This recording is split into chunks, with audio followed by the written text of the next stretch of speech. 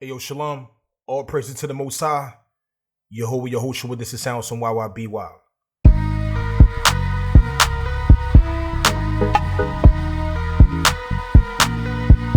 I got 16 mixing tips. They would never fail you with these tips. And I guaranteed you that 95% of the top industry engineers or producers would tell you the same thing.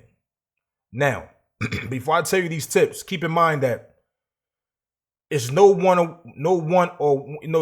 way of doing things to getting things accomplished. It's certain things in music that you have to do, and everything else is just by taste.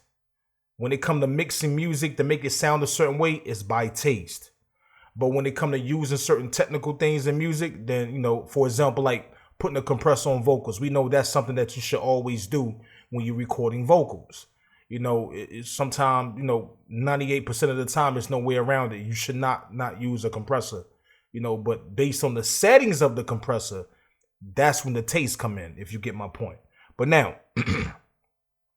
the first thing I want to start with is that get it right at the source. Get it right at the source mean clean recordings. Clean recordings, people. Hell, this is one of the top things. If the recordings are not clean, if the artist is not putting his all or her all into it, I don't care if you got the top engineer, that shit would not sound right. It would not come out right. Hell, they wouldn't even want to mix it. They'd be like, you got to do that over. You have to do it over. So clean recording is very important. That got something to do with your setup, the room, your mic, your proper setup with your audio interface. A lot of things has to do with that. A clean recording with the engineer, how he set his stuff up, what plugins he put on the beginning as the mic come through, or on the input inside of the DAW. Very important, very important. The number two thing, get balance, get the balance right first. And what I mean by the balance is that volume levels when the vocals is coming in, volume levels during the process of the recording. But you got to keep in mind that you can get a lot of this accomplished just creating, testing your stuff out, and then create your a template. Create your template. You'll have like damn near 65% of the stuff already set and ready to rock and roll based off the first and the second thing that I already told you. You get what I'm saying? So, number 3, time essence. 80% recording, 20% mixing. Same thing. This is very important with the artist. The techniques dealing with the artist, are they skillful? Do they have studio experience? If you're dealing with artists who don't have no studio experience, who don't understand proper recording, man, you're going to have a hard time, man, unless you can really get through to them, because a lot of artists are prideful. They stiff necks, man. They got egos. You can't tell them shit, and so they wondering why their music sound a certain way or it didn't come out the way they thought it would, because a lot of the times that's an engineer. You telling them, like, listen, don't hold your head down when you're recording. Hold your neck up. Stay in the mic. You can move around, move your body around and everything, but stay directly in the mic. If you get loud, come back a little bit. Then you get back low, you come up a little bit. Stay a certain distance from the mic. They don't want, a lot of them don't want to do that. Or slant a little bit inside of the mic, in the pop stopper, stuff like that. Don't bump the pop stopper. Don't bump the mic stand. Don't shake all that stuff. Don't chew gum. You know what I'm saying? Like, don't have your phone, ringing, on while you're recording.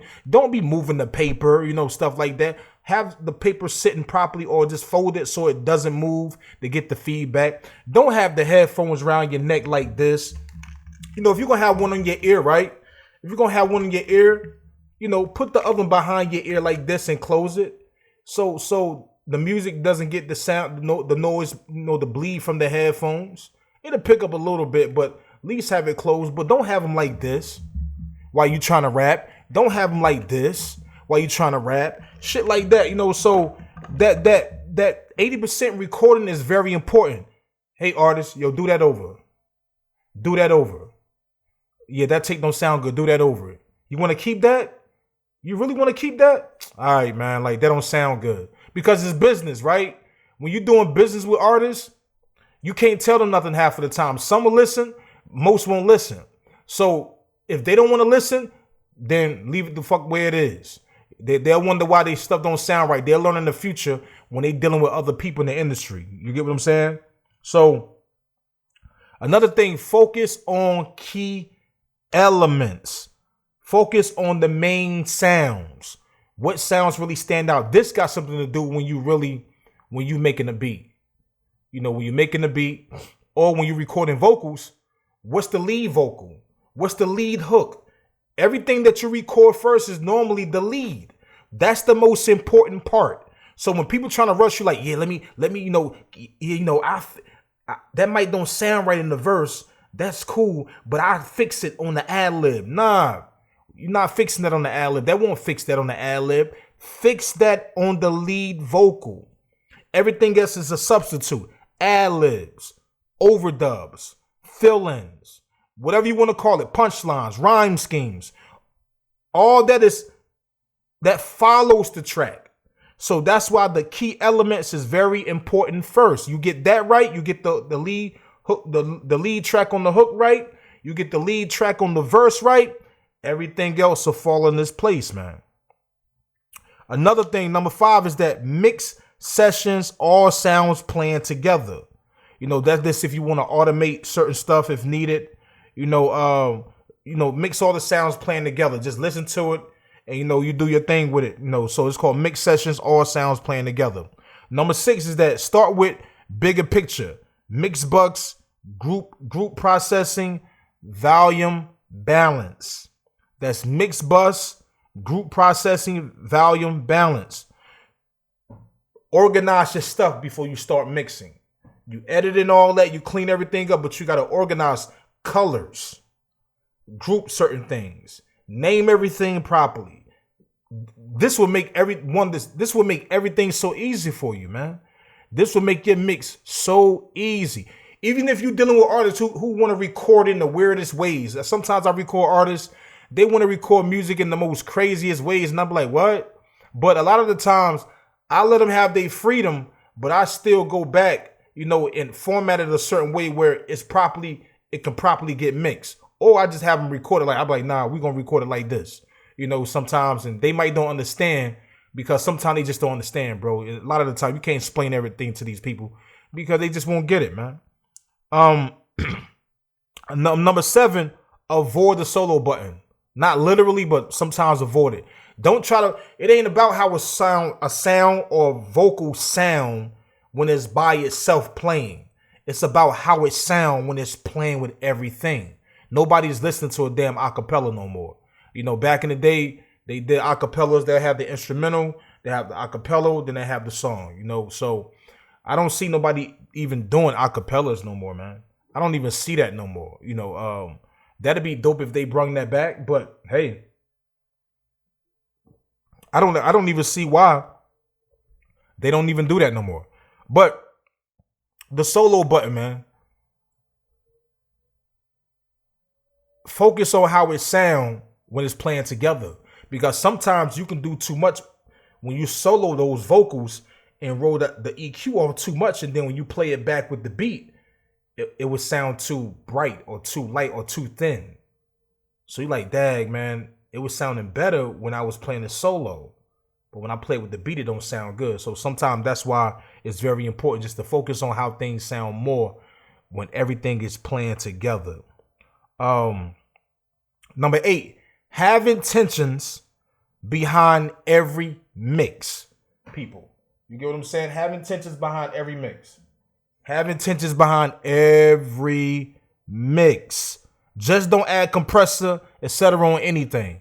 Don't just, let me throw this effect on here. Let me throw that effect on here. What's the purpose of you putting the effect on there? I mean, we get it with the EQs and dynamics, but what's the purpose of you throwing all this other stuff on here? What do you even understand how these plugins work? Do you understand the purpose of these plugins? Do you understand when to use them and not when to use them? Right? That's that's the important part. Do you understand those things? So you have to learn your plugins, what's the purpose of them, when to use them, and when not to use them. That's why it's very important having intentions behind what you're going to use. When you listen to the music, you're like, okay, I know how much compressor that might need. I know how much EQ that might need.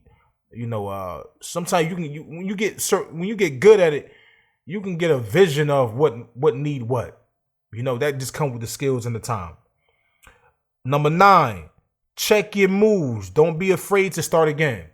If you fuck up on the mix, that mix ain't sounding right, man, reset all that shit over.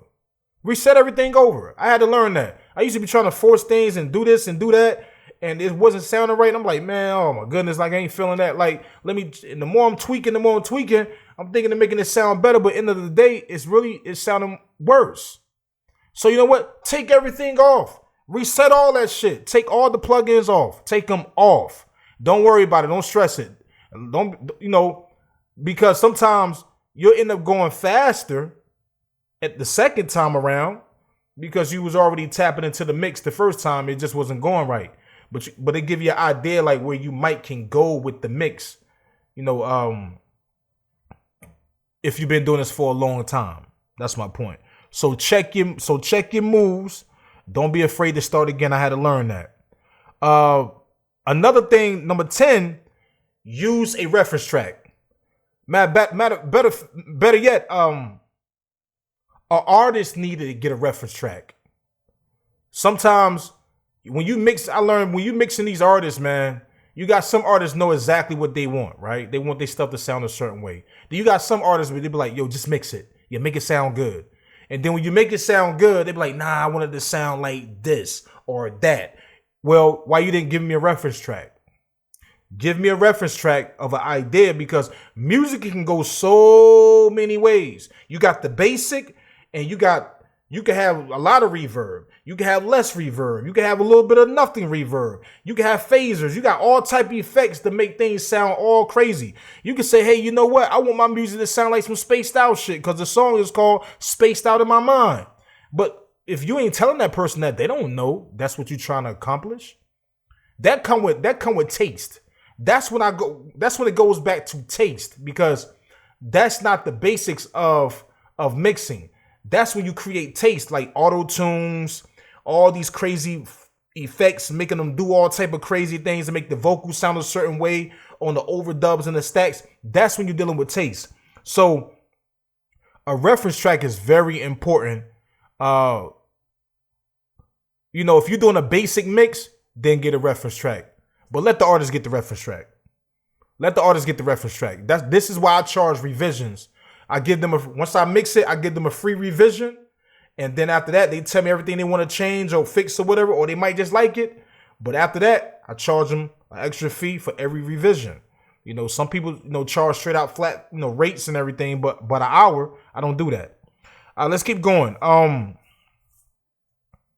Mixing mono sometimes. Not all the time, mixing mono sometimes. Go back and forth. Mono to stereo. If the balance sound good in mono, you great, you cool. Mixing mono. If a lot of the certain DAWs got that option sitting right there at the bottom. You can just press it and it'll put it in mono and everything. Listen to different speakers.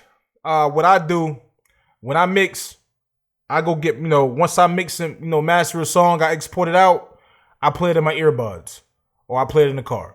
I play it in my earbuds. If it's normally sound good on earbuds, then that's it. The shit is hitting, because, that's something that damn near everybody play on. They play music on their earbuds, man. Simple little earbuds like this. If you don't know what they are, earbuds. That's what they are. You put them in your ears, headphones or whatever it is, and if the music sounds damn near good on that, you straight. Play it in the car if you want to. But normally 9 times out of 10, if it sounds good in the car or in the earbuds, you good. You got a good mix and everything.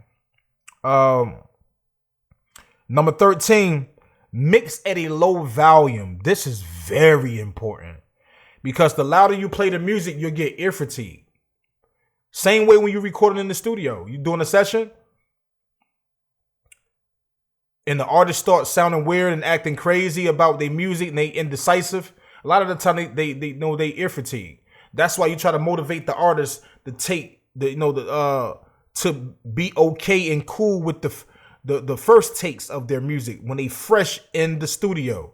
When they fresh, a lot of the times that's the best takes when they fresh. But when they start repeating it over and over and over and over and over like 1,000 times on one verse, they drain, man.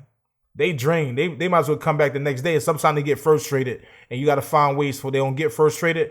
But this is what comes with an artist having studio experience.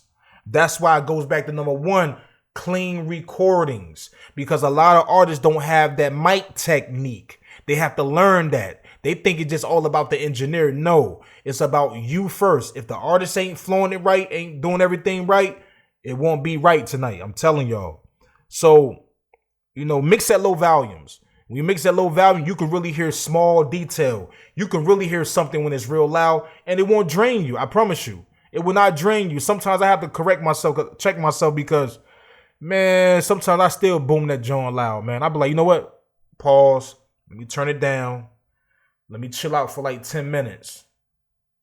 Turn it to like 11 o'clock and then play it back. And then you'll really hear everything that jumps out and smacking your face, or certain things that don't sound right. You'll really hear everything, I promise you. 14, take breaks. Just like I said, take a break, 10-minute break. Especially if you record, if you just recorded an artist and you want to mix their record, right?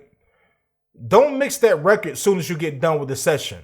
A lot of the times I wait for about 30 minutes to an hour and then I tap into it. Hell, sometimes I wait till the next day, or 3 to 4, 5 hours when I'm fresh. My ears are fresh with the music. And then I play it low. Then you can really hear everything in a different way. So when people say, oh, you can't mix and master your own music, that's a lie. You just got to know how to reset your ears with your music. You have to know how to refresh your memory.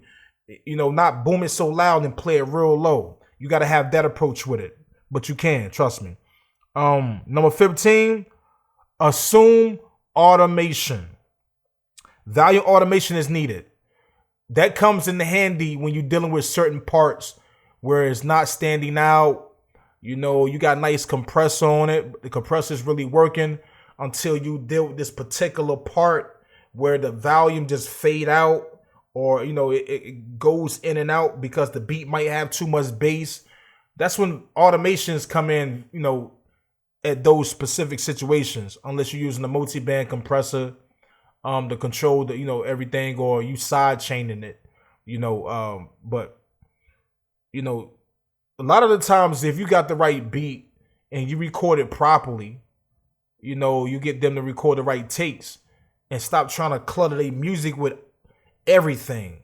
Because less is a lot when you're recording vocals. Some people like to put too much on everything, like different words on top of different words. Like, why you doing that? You just doing too much on your music when it's not that, because it's not like you rapping or singing when you got spaces in your music. It's like you eating up the beat. So it's like, why you trying to fill different words on top of different words? You can get away with that sometimes based on if you pen it far left or far right. Then, and then stack it again, far left or far right. Then you can really hear that sound when it sticks out. But a lot of the times, like, it don't sound right, and people got to find ways to be skillful with their music. And that's another thing coming with mic technique. Or if the artist willing to listen to the engineer, because the engineer might be like, hey, you know what? I heard what you just did. I got an idea. Let's try this. Sometimes they don't want to. Okay, cool. This is your studio time. You paying me. Cool. But, hey, sometimes they'll let you. And when they hear it, they'll be like, yo, I really like that. That's dope. Keep that. So it happens, man. The last one, number 16. You don't need expensive plugins. I come from the era of hardware. Okay? They spent thousands of dollars just on one compressor. $4,000 on one compressor. And they made that shit work.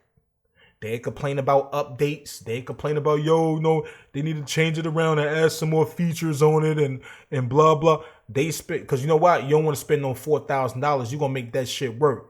And imagine all the EQs and the compressors when you go to certain studios where they got all that stuff. See, me, I love the analog days, but I love it, but I got away from it. This is one of the reasons why I use Reason, because I like the analog vibe, but it's still digital in a way. So, but you don't need expensive plugins or multiple plugins. or the same type. Like I say all the time, you don't need 99,000 EQs. You don't need 4,000 compressors. It's just about if you know what you know. Get everything. If you got it's like four different type of compressors. That's cool. Get those 4. You got I think three different type of EQs, a parametric. I forgot what they call, but you got 3 different type of EQs. Get those. After that, why are you buying other EQs? But if you're going to get plugins that your DAW does not have. Like it might be a special technique or a special unique sound or effect that does a unique thing that it doesn't have, then get that. That's when you invest in your time. That's what it's really about. So when I'm searching for plugins, on RE and Reason, I'm always, I'm looking for a plugin that Reason might don't have, but Reason got damn near everything that's in the box, man. But it's still plugins that people can be creative on that do certain things, But you don't have to spend a lot of money on expensive plugins. It's about your skills. It's about what you know. This is why YBY. Peace.